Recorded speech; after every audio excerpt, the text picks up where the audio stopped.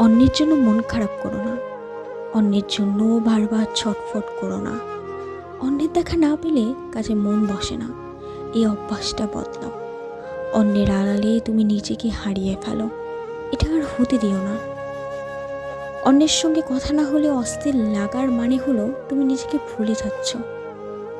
থামো, ভাবো, তোমার এসব আবেগ অনুভব তার কাছে গুরুত্বহীন। তুমি যখন কষ্টে ভোগো, সে তখন হয়তো অন্য কিছুতে ব্যস্ত। তোমায় নিয়ে ভাবনার ফুসরতও নেই তার। তাই নিজের বিচার নিজেই করো। নিজেকে একটু আড়াল করে দেখো, সে কতটুকু ভাবছে তোমার কথা। তখন বুঝতে পারবে বাস্তবতা। নিজেকে ভালোবাসো, নিজেকে নিয়ে ভাবো। অন্য শব্দটা নিজের জীবনে কষ্টের কারণ হতে দিও না। আর মানুষকে এত সহজে হৃদয়ের খুব কাছের করে তোলো না।